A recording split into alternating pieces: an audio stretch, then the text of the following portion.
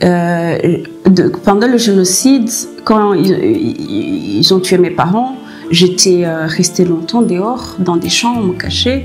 Je ne dormais pas jusqu'en 2006. Tu t'imagines de 94 à 2006, j'avais un problème de sommeil, j'étais malade. Comme je te disais avant, on tombait souvent malade, on ne savait pas pourquoi. J'avais des maladies énormes. J'étais tout le temps à l'hôpital. J'étais tout le temps. Je connaissais tous les coins, tous les services, vraiment à l'hôpital, quoi. Ouais. Oui, parce si c'était pas ça, c'était ça, c'était pas. J'ai fait l'épilepsie. Il y avait toujours quelque chose. Il y avait toujours quelque chose. Et puis quand j'ai pardonné. Dieu a commencé à me délivrer de ça. Et puis, par exemple, un jour à l'église, il y a un pasteur qui est venu, il a prié pour moi. Je suis rentrée, j'ai dormi. Le matin, j'ai pleuré jusqu'à midi. J'étais tellement fatiguée. Physiquement. J'étais tellement fatiguée. Et puis, c'est ça, c'était parti par rapport à... Bonjour, moi c'est Aurélie. Aujourd'hui, on a l'honneur d'écouter le témoignage de Karine et de ce que Dieu a fait dans sa vie. Bonjour Karine. Bonjour Aurélie. Merci d'avoir répondu à l'invitation. De rien. Alors je vais commencer. Peut-être tu peux te présenter, nous dire qui tu es, d'où tu viens et peut-être faire aussi le point sur ton enfance. Oui. Je m'appelle Karine, comme Aurélie vient de le dire, c'est mon prénom et mon nom c'est Ouingabiye Gakwaya. Je suis maman de 3 enfants et mariée. Je viens du Rwanda. Je suis ici en Belgique depuis 1996 et je suis née au Rwanda dans une grande famille de 5 enfants, dans une bonne famille avec beaucoup d'amour, beaucoup de joie.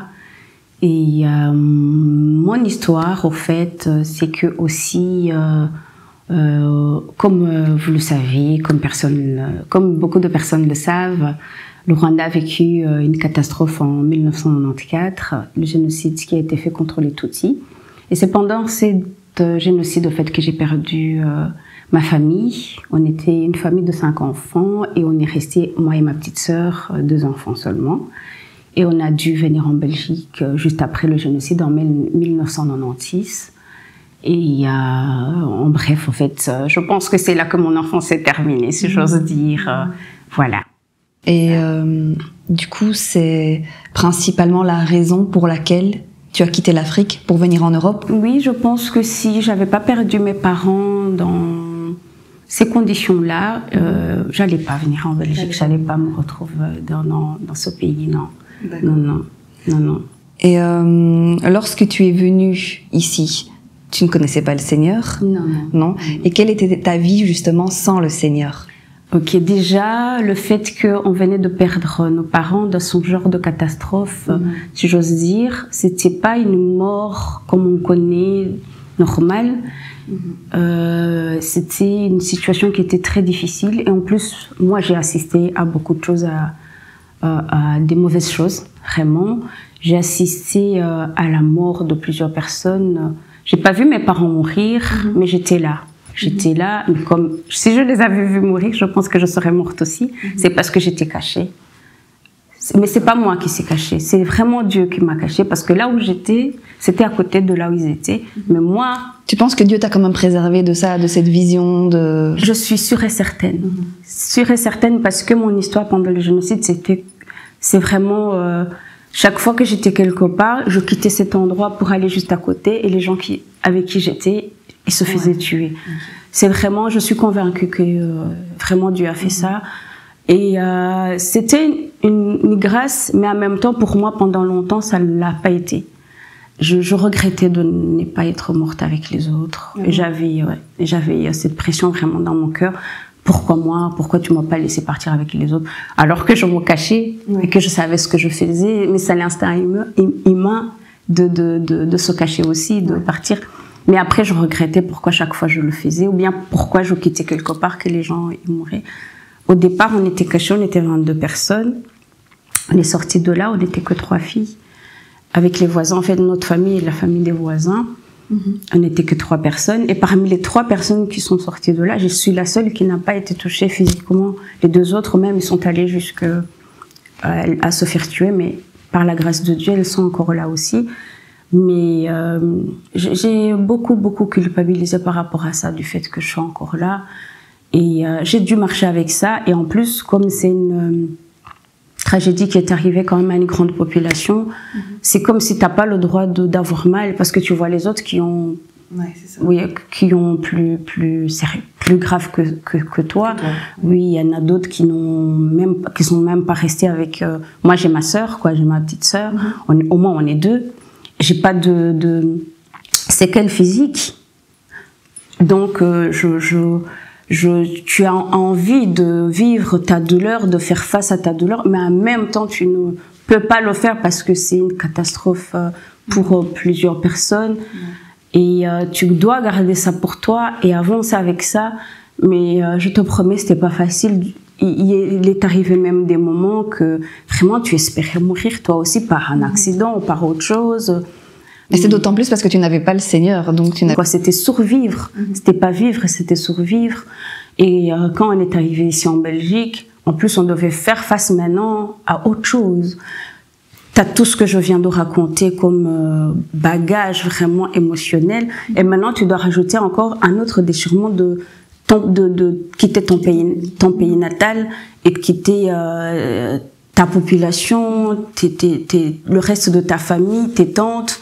Et après le génocide, on avait été adoptés par le frère de mon papa et sa femme. On avait plus ou moins, même si on avait encore cette douleur, mais au moins on avait une famille. On avait un papa, une maman. Et maintenant, on les quitte aussi encore pour venir ici. Au moins, à ce moment-là, quand on était chez eux, et ils géraient la maison, leur famille, on n'avait pas ces responsabilités-là. Et maintenant, on se retrouve ici, on les quitte. Maintenant, on doit faire face maintenant à nous-mêmes, quoi. Moi et ma sœur seules, sans parents, sans personne. On doit prendre les responsabilités de se lever le matin et de gérer les finances, d'aller à l'école. Même si c'est difficile parfois quand tes parents te disent va à l'école ou travaille bien, mais c'est quelque chose, je pense, que tout enfant a besoin, parce qu'au moins ça te donne des limites dans ta vie. Et moi, me retrouver ici, tu vas à l'école, si tu as envie, si tu n'as pas envie, tu n'y vas pas. Tu t'es responsabilisée beaucoup plus vite, en fait. Oui. Et en plus, je dois m'occuper de ma sœur. Ouais. Oui, parce que quand on est arrivé ici, j'avais 16 ans, on a dû passer par d'autres systèmes, des familles d'accueil. Et puis à 18 ans, j'allais tellement mal que je ne voulais même plus habiter avec d'autres personnes. Parce que pour moi, j'étais un poids pour les gens, parce que je le voyais que j'étais un poids. Je voyais que c'était pas facile de gérer un enfant avec tout ça. Oui, la façon peut-être d'être, la façon de faire. Moi, je me suis dit non, ils sont partis, mais ma famille est partie, mais non, ça c'est mon histoire, c'est ma vie, je dois gérer seule, quoi. Je ne dois pas être un fardeau pour qui que ce soit. Et j'ai pris ma sœur à mes 18 ans, elle avait encore 16 ans. En plus, on était dans le fond de la Belgique. C'était pas à côté, on était à Dinan, à la campagne. Ouais. Et en plus, on parlait pas la langue. En plus, on devait parler. Et en plus, à Dinan, à ce moment-là, les gens, on n'était pas beaucoup d'Africains. Ah non? Non. À l'époque, il n'y avait pas beaucoup d'Africains? Non. À Dinan, il n'y en avait pas beaucoup. À l'école, parfois, on se faisait arrêter. Les gens, les petits, dans le couloir, ils te touchaient pour regarder. Ah bon? Oui. Mais c'était dans les années combien, ça? C'était en 96. Ah bon? Et il n'y avait pas beaucoup d'Africains? Non. À notre école, on était 6. Ah bon, ok. C'était pas beaucoup, C'était pas beaucoup. Et on était 6, on était 8. Oui, Rwandais. Mais c'était tout ça, c'était un dépaysement complet. Et en plus de tout ce que j'ai dit comme vraiment douleur dans le cœur, et tu dois garder la tête haute, vivre tout ça. Et chaque fois, en plus, les gens, ils voulaient qu'on raconte notre histoire. On n'était pas prêts, parce que maintenant, je peux en parler, parce que comme tu l'as dit, j'ai accepté Jésus. Mais à l'époque, sans avoir Jésus dans sa vie, c'était pas facile. On a essayé d'aller voir les psychologues, mais chaque fois on rentrait plus mal. On rentrait plus mal qu'avant d'y aller. Et vraiment, ça a été très difficile. Et mais au moins, j'étais là avec ma sœur, et j'ai de la chance. Ma sœur, je m'entends beaucoup avec elle, parce qu'il y a des gens aussi qui... Ta petite sœur, c'est ma petite sœur. On avait nos aides, et ils nous aidaient à gérer, à prendre soin des choses et d'autres. Mais comme par hasard, comme on n'allait pas bien, on tombait souvent malade. pense que c'était des maladies dues vraiment au traumatisme. Ouais, et par exemple, j'ai dû même à un moment donné quitter l'école pendant 2 semaines parce qu'elle était hospitalisée. Tu vois, c'est des choses difficiles à dire, mais c'était vraiment pas facile. Non, j'imagine. Franchement, j'imagine. Ouais, et je devais garder la tête haute pour elle, prendre soin d'elle. En fait, tu as eu le rôle de parent, un peu du jour au lendemain, tu as eu le rôle de parent. Si au moins j'allais bien, si au moins j'allais bien, peut-être ça allait mieux se passer. Mais moi-même, j'avais besoin d'aide. Toi-même, tu avais besoin d'aide, mais en plus, tu devais assumer. Et j'avais pas le choix. J'avais même pas le droit. C'est ce que moi je dis toujours, c'est que j'avais pas le droit, moi, d'aller mal, quoi. J'avais pas le droit de mal tourner.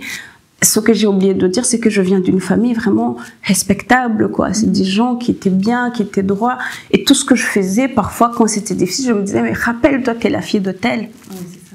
Tu viens de cette famille. Ils sont pas là. T'es tout ce qu'il leur reste. T'es tout ce que maintenant, les gens, ils vont regarder. Fais attention à toi. Tu dois y arriver. Comme je vous dis, quand, par exemple, ma sœur était malade, j'ai failli décrocher. Elle a été malade, ta sœur? Oui, elle a été très malade quand on était à Dinan, à un moment donné. Elle a été hospitalisée, mais elle allait très très mal. Et vraiment, Dieu est bon, même si tu n'es pas sauvé, il met des personnes dans ta vie.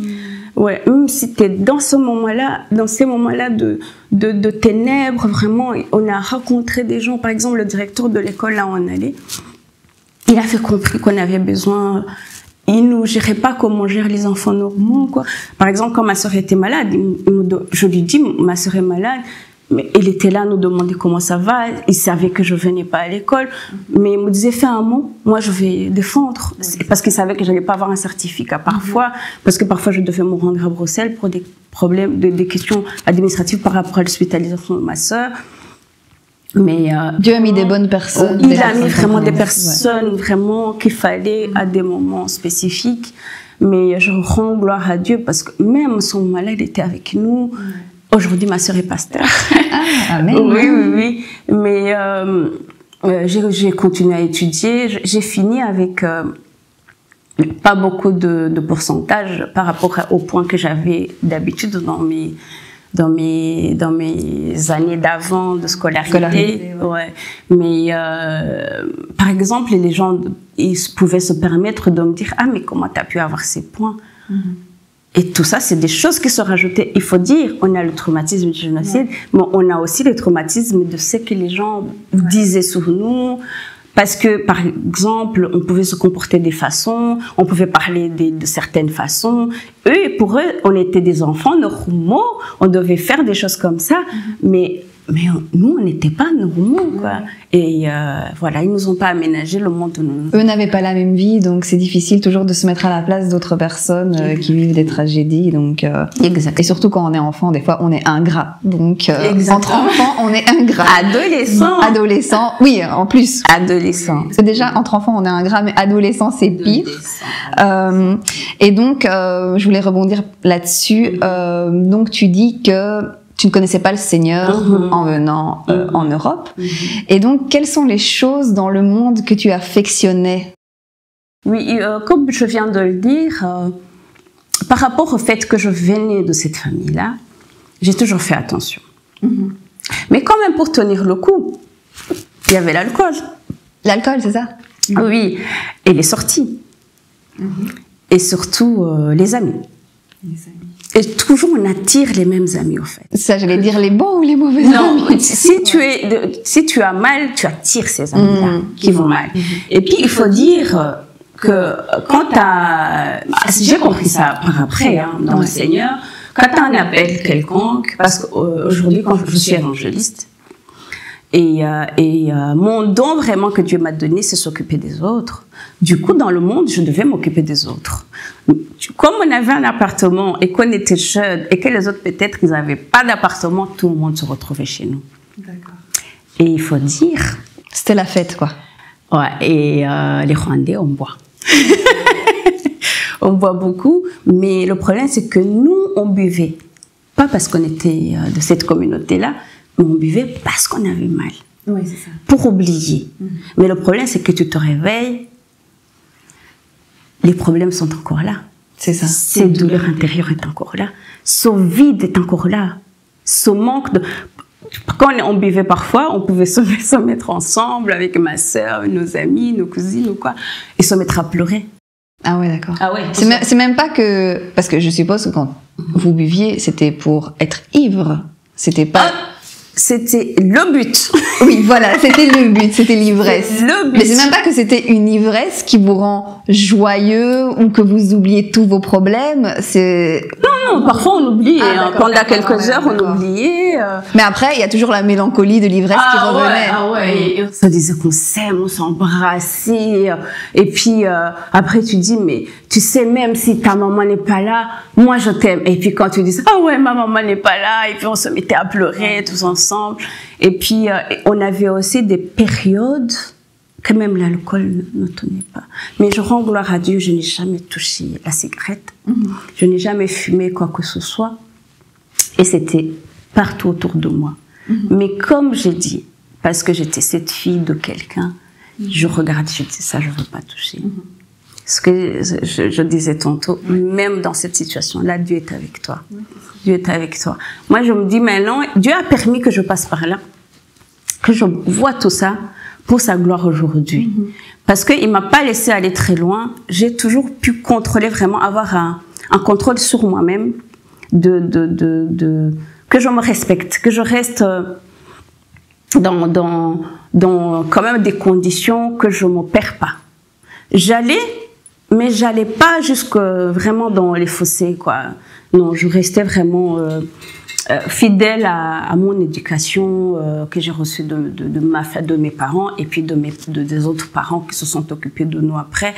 Et puis vraiment, j'étais toujours responsable. Et aussi par rapport à cet appel que j'ai de Dieu, à ce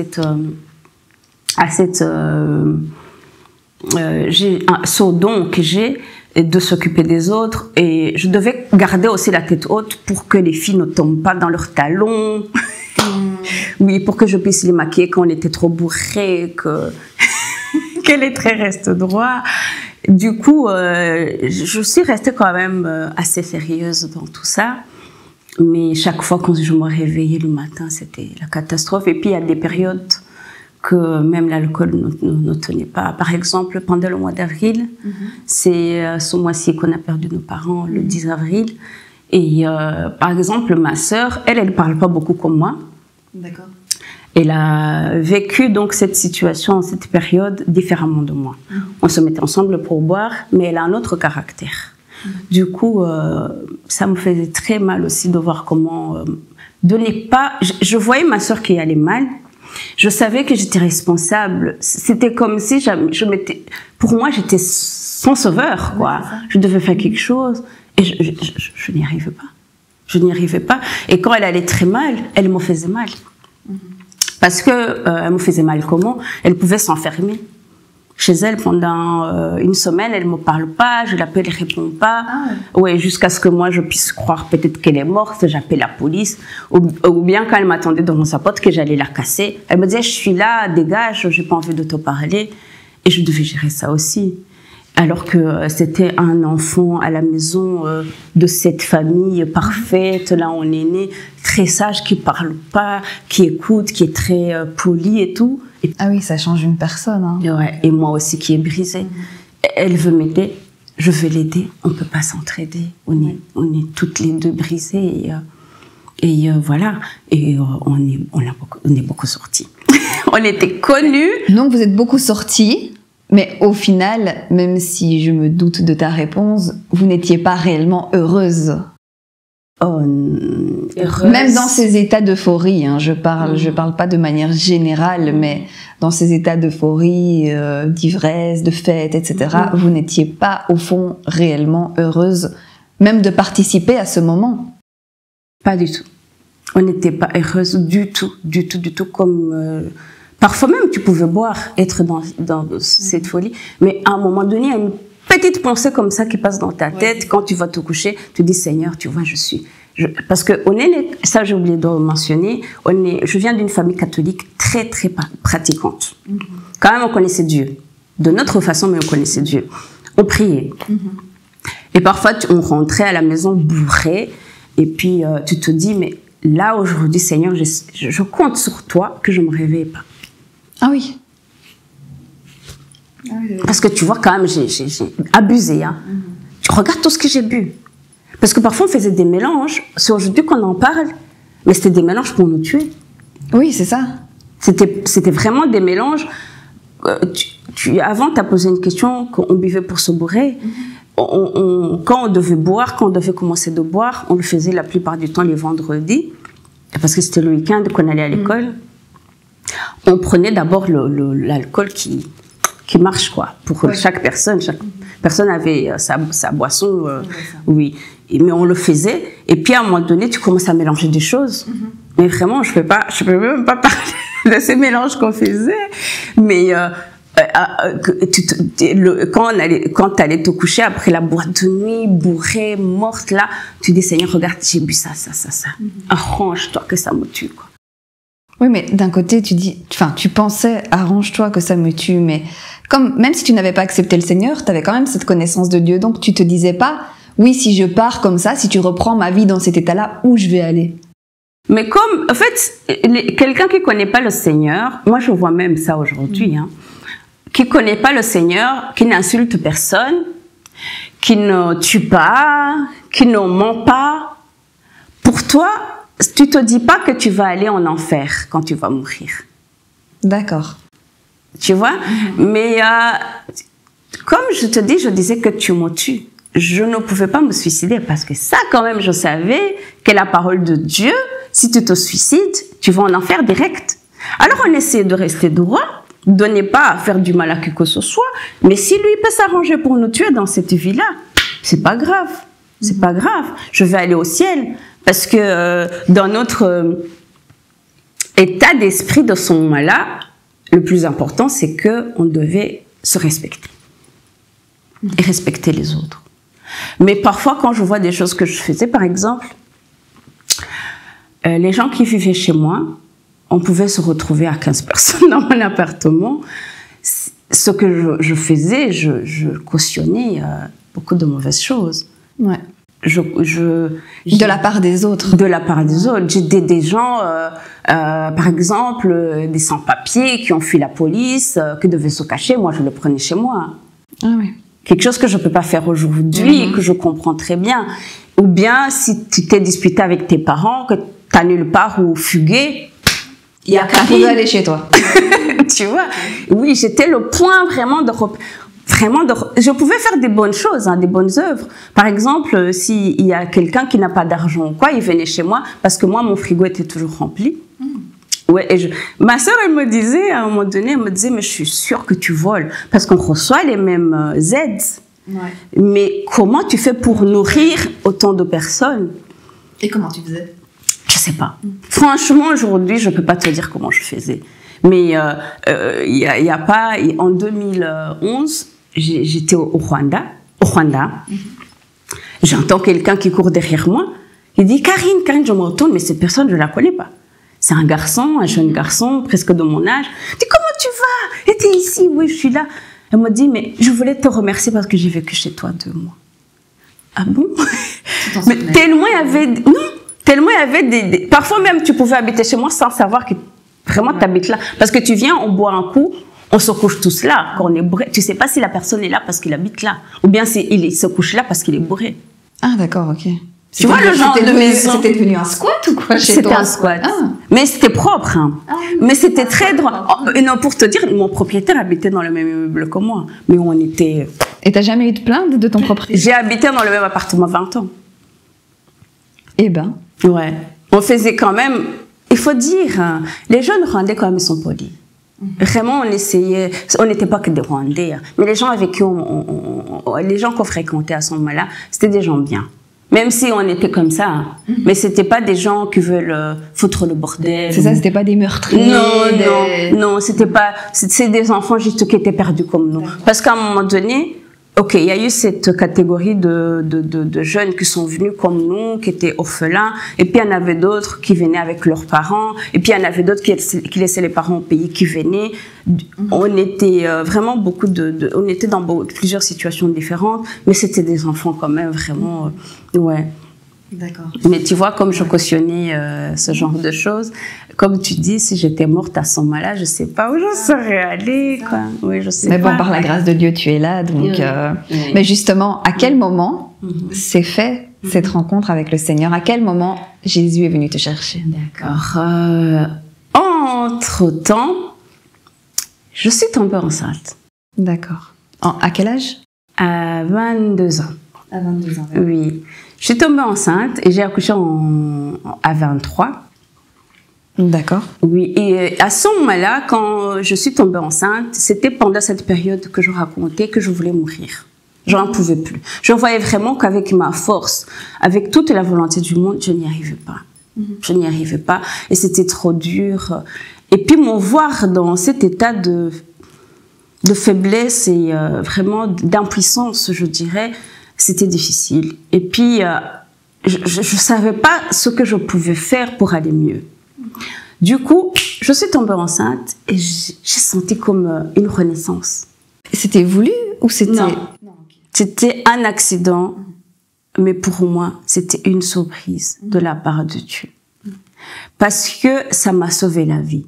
Je n'ai plus pensé à... C'était fini cette idée de mourir. Et là, maintenant, je vivais pour quelqu'un d'autre. Et j'aimais bien m'occuper de cet enfant. Ça m'occupait les pensées, tu vois. Ça m'occupait mes émotions. Je pouvais les mettre dans quelqu'un, tu vois. Mais le problème, c'est que je suis tombée enceinte de quelqu'un avec qui je ne me voyais pas vivre. Parce que c'était une personne que je rencontrais dans cette vie et qui avait aussi ses soucis à lui et que j'avais mes soucis à moi. Et puis du coup, pour lui sûrement, parce que je ne suis pas là pour parler mal de lui ou quoi que ce soit, pour lui, j'étais pas bien comme il voulait et pour moi aussi, c'était pas une bonne personne comme je voulais. C'était une relation. C'était une relation comme ça, quoi. Oui, mais quand tu vas mal, tu as besoin d'une personne qui de mettre en couple juste pour te dire qu'il y a quelqu'un qui t'aime plus que les autres. Tu vois, dans cette idée-là. Et le fait que j'étais avec lui et je suis tombée enceinte, je savais que ça n'allait pas marcher. Parce que je sais quand même c'est quoi un couple. Je sais quand même comment ça marche. Et j'avais vu que c'était pas dans cette optique-là qu'on était de vivre ensemble. Mais quand même, comme je suis tombée enceinte et que j'avais quand même une responsabilité sous la main et que la personne voulait bien qu'on habite ensemble pour essayer de faire des choses bien, on a habité ensemble. Ah, vous avez quand même habité ensemble? Oui, on a habité ensemble, mais sans lui dire, parce que je voyais que ça pouvait quand même... il y avait beaucoup plus de chances que ça marche pas. D'accord. Et ça, c'est quand il était déjà au courant de ta grossesse? Oui, oui, oui. D'accord. Oui, oui, oui. Et j'ai accouché. On s'est dit qu'on allait essayer d'habiter ensemble, de se mettre ensemble, d'essayer de faire que ça marche. Mais moi, je voyais beaucoup je dirais, de red flag, comme on dit, que ça n'allait pas marcher. Mais je me suis dit, en tant que l'enfant, la fille de cette famille, par mon éducation, je vais essayer. Parce que ces histoires d'avoir des enfants sans les pères, chez nous, c'était hors de question. C'était hors de question et c'était pas faisable dans ma famille. Mais j'avais quand même le courage de me dire, je ne me marie pas. Parce que aussi chez nous, si tu es avec quelqu'un, tu te maries. Dans notre culture. Et si tu te maries pas, c'est beaucoup de problèmes. Mais moi, j'ai regardé, je me suis dit, ok, j'avais mes parents avant de venir en Belgique que nous avaient adoptés, mais je les avais laissés là-bas. Du coup, quand on était ici en Belgique, j'étais avec que ma sœur et que moi-même par après. Et quand je suis tombée enceinte, officiellement, j'avais pas de parents. Même si mes parents adoptifs, ils étaient encore au Rwanda. Mais ça faisait tellement longtemps que j'étais indépendante. J'avais mon appartement. Je travaillais à ce moment-là, même quand je suis tombée enceinte. J'allais à l'école, mais je travaillais en même temps. J'avais beaucoup d'argent. J'étais bien, quoi. Pas beaucoup d'argent. Je pouvais, en tout cas, subvenir aux besoins de mon enfant. Et j'ai décidé de garder cet enfant et d'assumer cet enfant et d'essayer pour que ce couple marche. Mais en même temps, comme je voyais que ça pouvait ne pas marcher, je me suis donné un délai.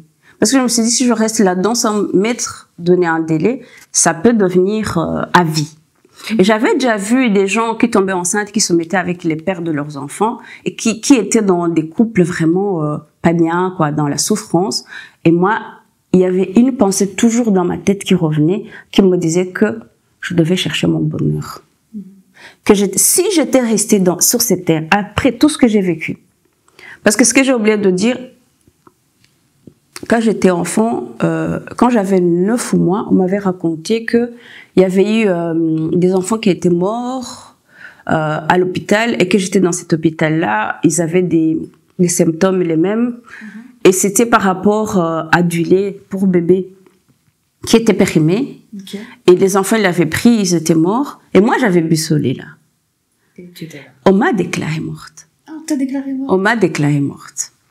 Et puis, mon père et mes parents, ils ont envoyé le petit frère de mon papa pour aller dire à la maison de préparer, parce qu'il n'y avait pas de téléphone portable et tout, d'aller dire à la maison de préparer la maison, d'apprêter la maison, parce qu'il allait y avoir un deuil. Le petit frère, il est parti, mais papa, il a dit, nous, on va rester pour attendre son docteur. Parce qu'il y avait un pédiatre qui me suivait et qui m'aimait beaucoup. J'étais un beau bébé, apparemment. Qui m'aimait beaucoup, qui n'était pas présent à ce moment-là quand donc on m'a déclarée morte. Ils m'ont mis le drap, comme on met les draps. Ah bon? Ils ont attendu le pédiatre. Il pleurait à côté. Et le pédiatre, quand il est venu, il a voulu me dire au revoir. Il a enlevé le drap et puis il a commencé à me toucher. Puis il a dit, mais cet enfant, il n'est pas mort. Mais tu dormais ou non, en fait, je sais pas exactement, mais l'autre docteur m'avait déclarée morte. Au Rwanda, à ce moment-là, ce qu'on m'a raconté, c'est que s'ils avaient fait vite, je serais déjà enterrée à ce moment-là. Ouais, c'est ça. Ou bien dans un cercueil. Et en plus, comme j'étais très faible, ils n'allaient même pas réaliser, peut-être que je bouge ou quoi que ce soit. Je sais pas. Mais le docteur l'a dit, mais elle est pas morte. Ils ont essayé, je sais pas ce qu'ils ont fait. Le fait est que je suis encore là. Et puis, à 9 ans, moi-même, je suis sortie de la baignoire, on prenait le bain avec ma sœur et j'avais les pieds avec du savon.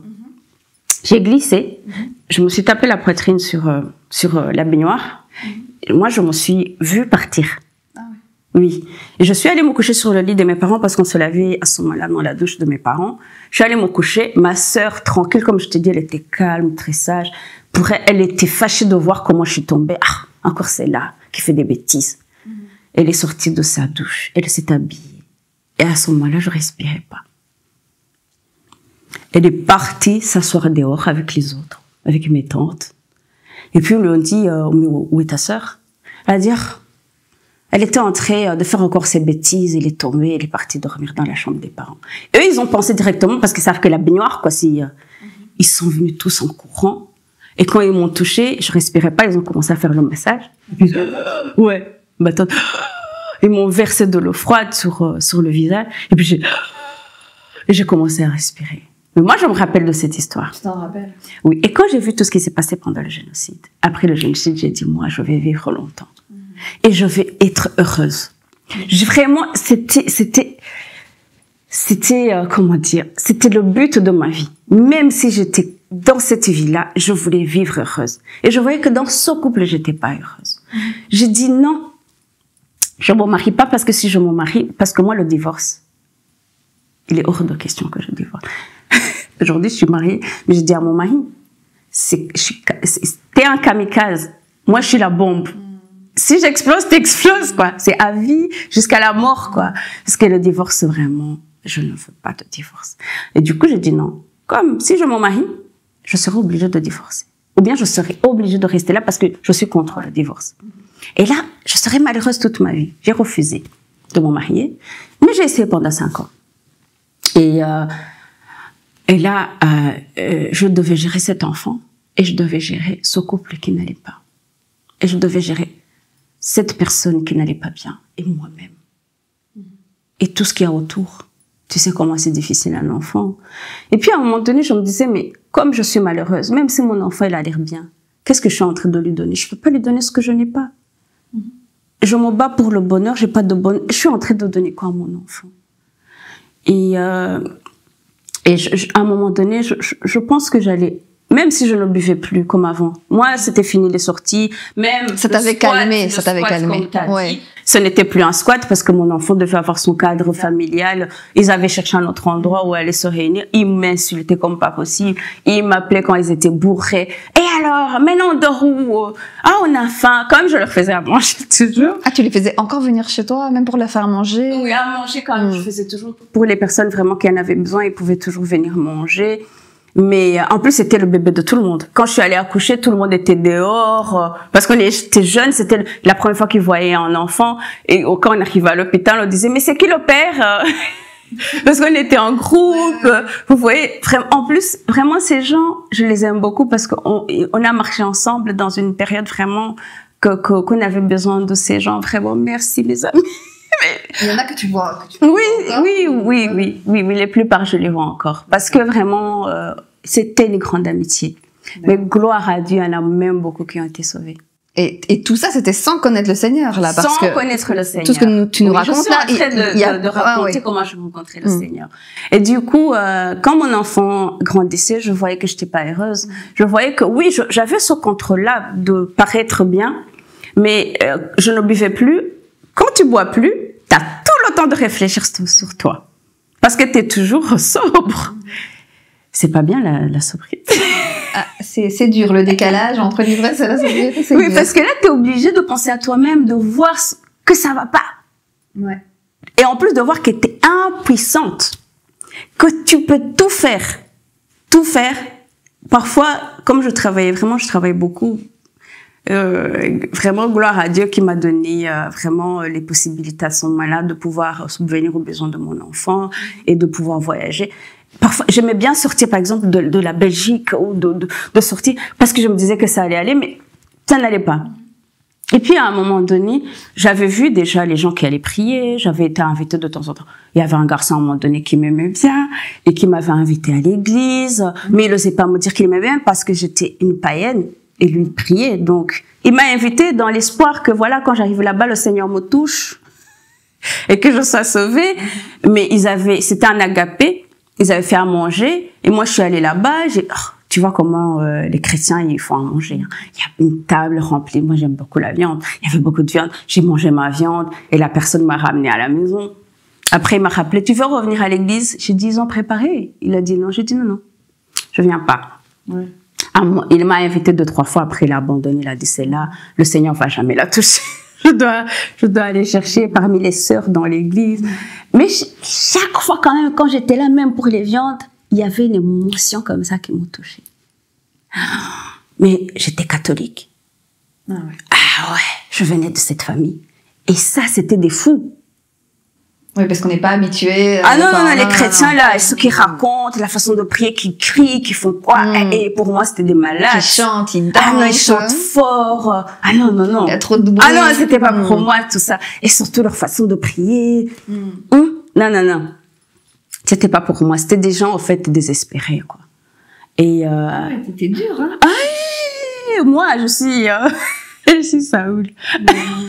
Ouais, vraiment, j'étais contre. Et je pouvais pas non plus, en plus, aller renier la religion de mes parents. Ça se fait pas, dit, non. T'avais pas l'impression même un peu de trahir, genre? Non, c'était une trahison grave. Si je faisais ça, ça allait... Ah non, c'était pas bien. Et du coup, quand même, j'avais d'autres amis qui m'avaient invité aussi. D'autres qui n'est pas cette personne.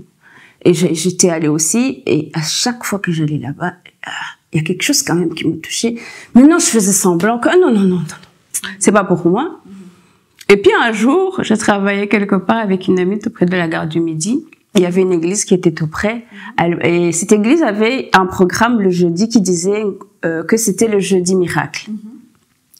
Mais tu vois, quand tu n'es pas sauvé, il y a un langage des chrétiens que tu ne comprends pas. Elle m'a dit, tu sais, dans cette église, ils ont dit que les jeudis, Dieu vient les voir. Oui, viens, on va aller voir comment Dieu il est. Je dis, c'est fou, c'est malade là. Ils disent que vraiment Dieu vient. Mais à ce moment-là, je venais de vivre quelque chose de difficile. Mon papa adoptif, il était très malade et j'avais prié. en tant que catholique, j'avais demandé à Dieu qu'il l'aide pour venir se faire soigner.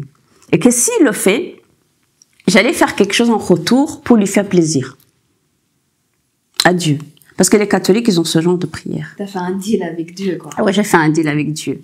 J'ai dit, je veux savoir cette chose quand ce sera le moment, mais je te promets, Seigneur, je ferai quelque chose pour te faire plaisir. Si mon oncle, mon papa chéri, parce que quand tu as perdu tes parents et que tu as quelqu'un que tu aimes qui s'occupe de toi, pour moi, il était hors de question qu'il arrive quelque chose. Du coup, j'ai vraiment fait une prière sincère. Eh Seigneur, quand Dieu te cherche, hein. Et puis, Dieu l'a fait. Mon papa chéri, il est arrivé en Belgique pour se faire soigner. Et quand il était là, je le regardais, j'entendais une voix qui me disait, mais t'as dit que t'allais me faire plaisir, hein. Mais non, qu'est-ce que tu vas faire? Je cherchais cette chose, et ma copine, quand elle m'a dit, on va aller voir Dieu qui vient dans cette église les jeudis, il vient, apparemment il touche les gens, il fait des miracles. Et pour nous, c'était un spectacle de magie qu'on allait aller regarder. Mais une pensée m'est venue, il m'a dit... Non, c'était... non, pour moi, je m'attendais à ce que les gens, ils sautent et tout, qu'ils volent.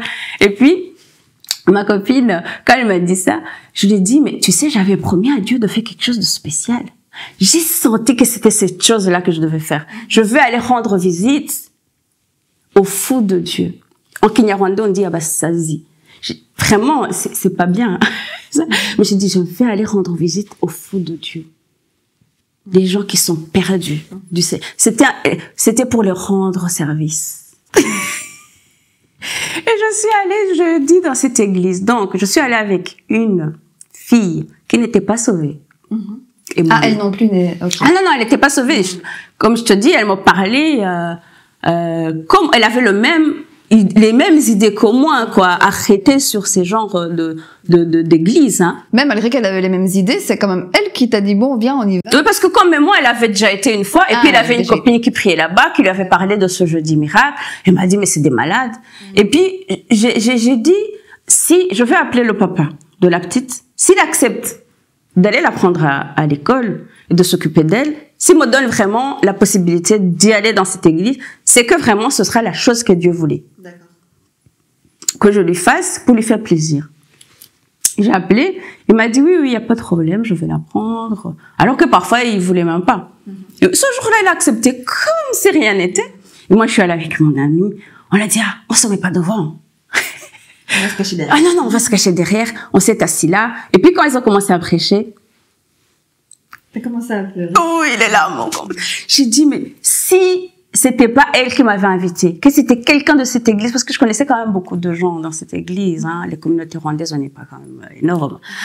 Je connaissais quelques personnes dans cette église. Si c'était quelqu'un d'autre qui m'avait invité ce jour-là, j'allais me dire qu'il avait parlé au pasteur de moi. Parce que tout ce qu'il racontait, c'était moi. C'était toi. C'était par rapport à ça, de rechercher mon bonheur. Il a prêché sur la parole qui dit que Dieu nous a créés, il a des plans pour nous, non de malheur. C'était ça la parole. Il a dit, Dieu a un plan pour ta vie. Est-ce que tu es dans le plan que Dieu a désigné pour toi? Parce que si tu es dans ce plan-là, même si tu peux rencontrer des difficultés, tu vas sentir la paix de Dieu. Mais si tu es dans une vie, que tu es malheureuse, c'est que tu n'es pas dans le plan de Dieu. Tu vois, c'était moi. Il a parlé, elle a dit, mais cherche ce plan de Dieu parce que c'est là où tu auras la paix. C'est là où que tu te sentiras le mieux. C'est là où même les plans de devant, tu vas les rencontrer. Parce que maintenant, c'est comme s'il y a plusieurs chemins. Peut-être tu regardes par là alors que tu dois aller par là. Il a prêché comme ça, comme ça. Et quand il parlait, j'allais devenir dingue. Et puis après, il a dit, mais ce plan pour qu'il se réalise dans ta vie, c'est que tu acceptes ce Jésus. Alors, cette personne qui va accepter ce Jésus, qui vient devant, je savais même pas ce que c'était, mais j'étais devant, avant tout le monde, avec ma copine. Et puis la copine aussi, elle a été... Ah oui, on a été toutes les deux. Et puis on est sorti de là, il m'a dit, mais tu sais la prière qu'on a fait avec le pasteur? On a accepté Jésus, maintenant on est à Barokole. On est les born again, on est les chrétiens. Je dis, ah bon? Elle a dit, ouais, c'est comme ça qu'on devient chrétien. Je dis, mais non, on est sauvés. Elle a dit, oui, mais non, nous aussi, on est bêtes. Pourquoi? Parce que je t'avais dit que pour moi, ces gens qui étaient sauvés, ah oui, t'avais encore, malgré que t'avais été, entre guillemets, mais je disais ça, mais positivement. J'étais contente d'être bête aussi. J'étais contente d'être bête. Je dis, ah, on est à Wassazi. Ah, On est comme eux maintenant, mais avec joie. Avec joie. Avec joie, parce qu'on pleurait dans la rue, moi et ma copine. On était là, ouais. Et puis on passait, on devait passer par la place Barra, il y avait plein de gens qui étaient assis là, c'était en été, il faisait pas encore noir alors que c'était le soir. Et puis on était là. Mais eux là, ils voient qu'on est sauvés ou pas? Ils voient qu'on a la joie ou pas? Ils voient qu'on rentre dans le plan de Dieu sur nos vies ou pas? Ils savent pas. On avait envie d'aller leur dire. Et je suis rentrée. Et puis, tu vois, j'étais dans cette vie que je t'ai dit, dans ce couple où c'était sombre. Et je suis rentrée là, j'avais le soleil jusque là. Je le regardais, je disais, est-ce que toi, t'es dans le plan dans mon cœur? Oui, oui, bien sûr. Je le regardais, je disais, mais est-ce que lui, il est dans le plan de Dieu dans ma vie ou pas? Hein? Je me posais la question. Mais j'étais tellement contente. Je me disputais plus avec lui. Il faisait n'importe quoi. Je m'en foutais. Il sortait, je l'appelais plus. J'ai changé complètement ce jour-là. Et après lui-même, il a commencé à se poser des questions. Mais qu'est-ce qui t'arrive? C'est ça, t'as changé. J'ai changé. Mais quand Dieu te touche, vraiment, tu le sais que Dieu t'a touché. Tu peux pas dire que Dieu t'a touché alors que quand tu dis que Dieu t'a touché, c'est qu'il t'a touché. Mais du coup, il a vu ton changement directement. Il a vu le changement. Il n'a pas. Ouais, non, il m'a posé la question. Il m'a dit, mais qu'est-ce qui t'arrive? J'ai dit, non, rien. J'ai fait ça. Tu ne te fâches pas. J'ai dit, tu fais ce que tu veux. Mais là, directement, j'ai commencé à poser la question au Seigneur. Qu'est-ce qui est dans ma vie? Avec quoi je peux continuer dans ton chemin? Et qu'est-ce que j'ai dans ma vie que j'ai choisi moi-même, peut-être dans l'autre chemin que j'étais? Il a commencé à me montrer des choses. Et la première chose, c'est que je devais sortir de ce couple. Que tu as fait? C'était pas facile. C'est un long témoignage. Oui, comment j'ai pu vraiment faire ce chemin pour sortir de ce couple, sans que personne ne sache ce que j'étais en train de vivre avec le Seigneur. Même lui. Parce que mais Dieu m'a parlé alors que je venais d'être sauvée. Et puis, mais Dieu, il est tellement bon. J'allais à l'église, parfois on disait, si tu n'es pas sûr, dans la Bible, on commençait à lire un verset qui dit comment les Israéliens, ils ont demandé des signes et des prodiges à Dieu pour être sûr qu'il est avec eux. Et puis moi, je rentrais, je demandais des signes à Dieu. Mais des signes de folie. Parfois, je dis à Dieu, mais est-ce que si je demande des signes aujourd'hui, maintenant que ça fait autant d'années, parce que c'était en 2005, que ça fait autant d'années que je suis dans le Seigneur, est-ce que vraiment tu vas le faire? Parce qu'une fois, j'ai demandé une couleur d'habit. Que si lui, il sort et qu'il revient habillé d'un autre habit, alors qu'il habitait là, que j'allais savoir que c'était Dieu qui parlait. Il a fait ça. Tu as demandé plein de signes, quoi. J'ai demandé plein de signes. Mais c'est comme ça que j'ai rencontré Dieu. C'est comme ça donc que j'ai commencé à être dans la joie. Et puis c'est un long chemin, c'est un long témoignage. Si on en parle, on va dormir là. C'est là que Dieu elle a commencé à me changer, à me faire entrer dans sa volonté, à me parler sur mon appel. Et puis surtout, à me délivrer et à me guérir de mes blessures.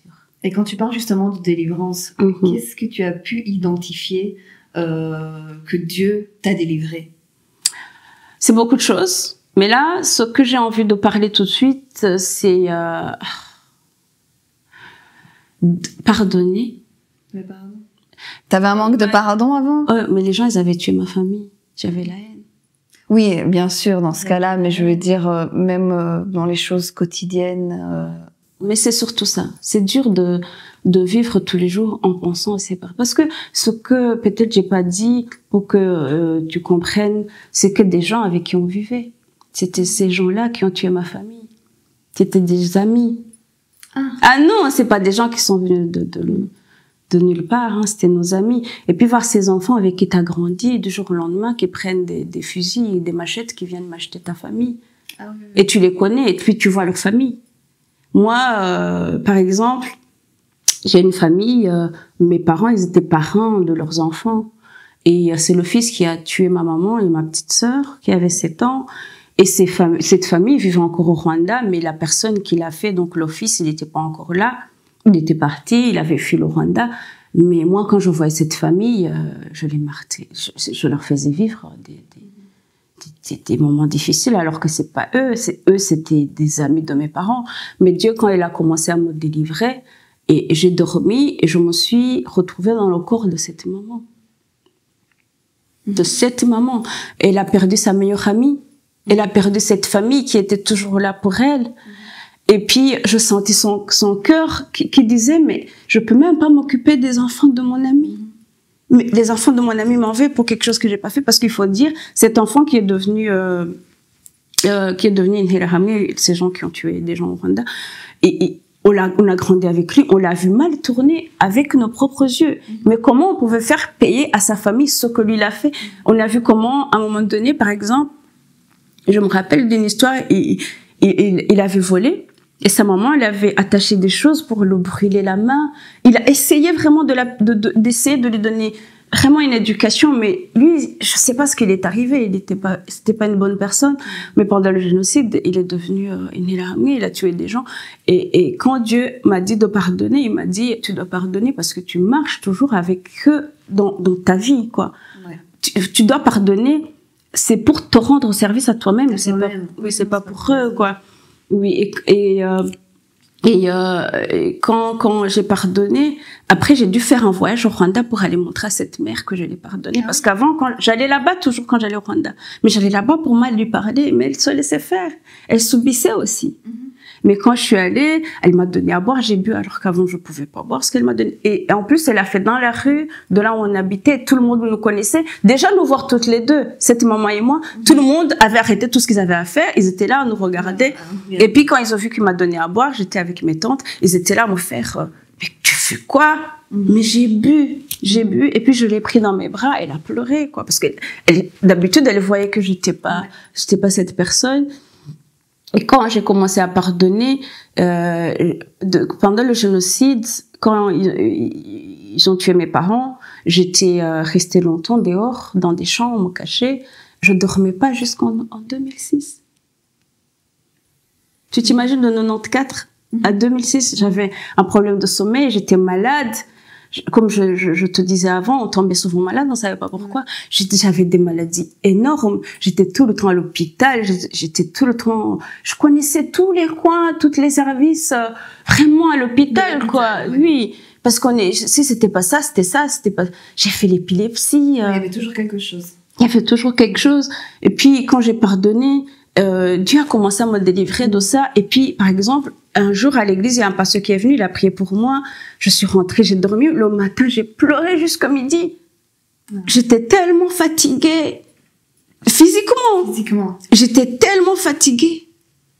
Et puis, c'est ça. C'était parti par rapport vraiment à des choses jusqu'à une délivrance que j'ai pu avoir pour pouvoir maintenant me marier avec la bonne personne. Parce que aussi, il y avait, à part le génocide, on vient des familles qui ont des liens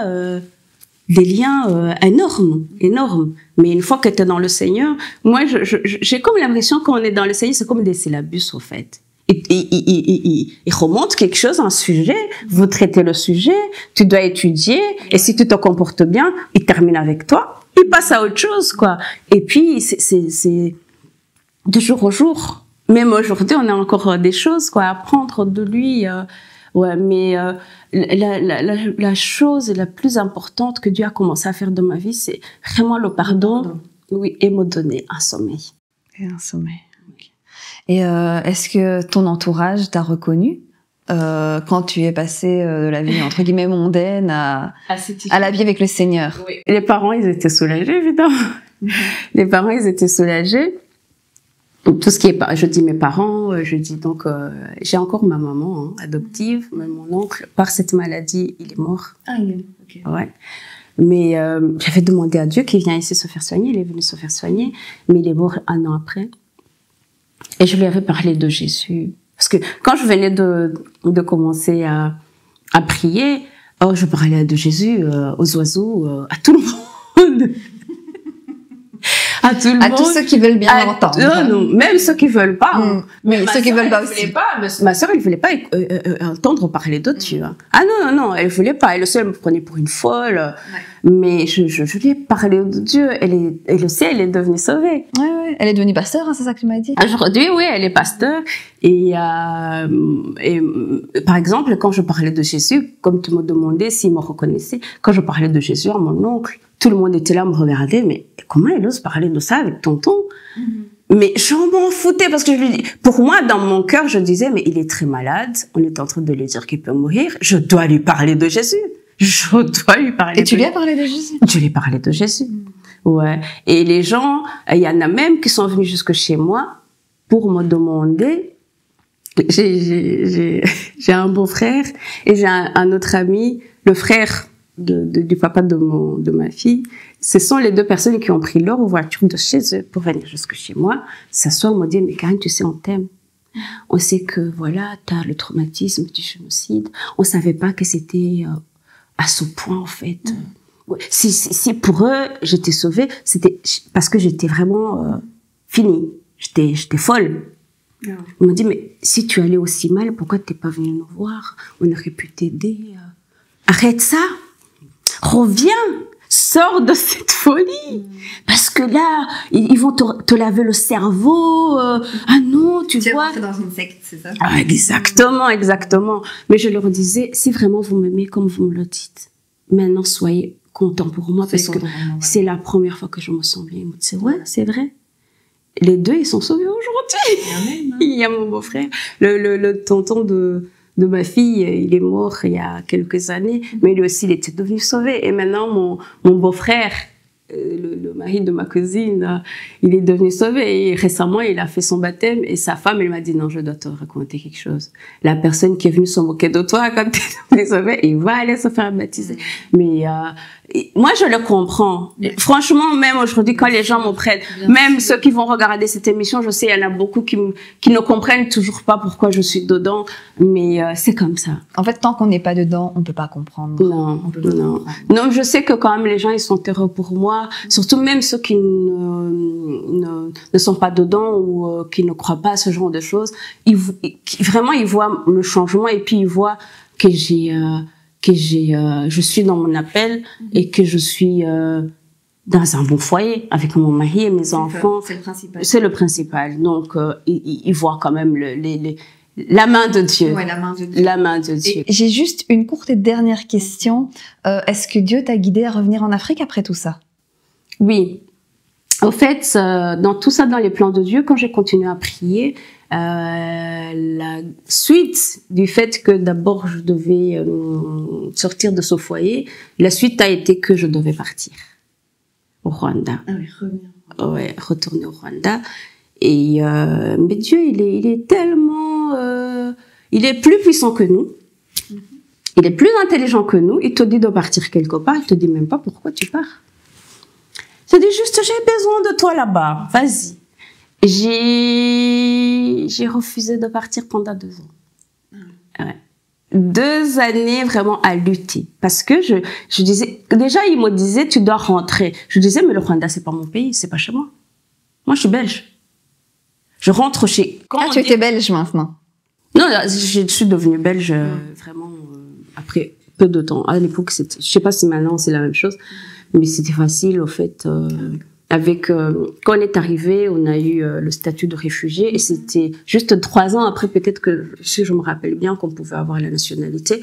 J'étais déjà belge et à ce moment-là, quand même, pour aussi pouvoir supporter la vie qu'on avait, on essayait d'oublier un peu ce côté de Rwandais. Okay. Parce que c'était difficile, quoi, pour nous. Et aussi, c'est pas l'oublier qu'on n'est pas Rwandais. Mais c'est juste, par exemple, quand Dieu m'a dit rentre, j'ai dit, mais on rentre chez ses parents, j'ai pas de parents. Ouais. Alors qu'il y avait ma tante qui était encore là, ma maman actuelle, quoi. Mais je disais non, moi je rentre pas. C'est chez moi ici. J'avais mon travail. En plus, c'est là que je commence à être bien. Je sors de ce foyer, je commence à gérer ma vie, j'ai mon boulot, mon enfant qui va à l'école, je suis bien, moi. Tranquille. Mais pourquoi il profite de ce moment-là que t'es tranquille? C'est ça. Mais au bout de 2 ans, pour finir, oui, au bout de 2 ans, j'ai accepté et je suis partie. Et une fois là-bas, il a commencé à me parler sur le pourquoi que j'étais là-bas. D'accord. Oui, et je rends gloire à Dieu que vraiment il a pu me faire confiance pour cette expérience. Amen, en tout cas, gloire à Dieu. En tout cas, merci Karine pour cette interview. Merci de nous avoir accordé du temps. Et nous espérons que vous écouterez l'émission en masse. Et à bientôt. À bientôt, merci beaucoup.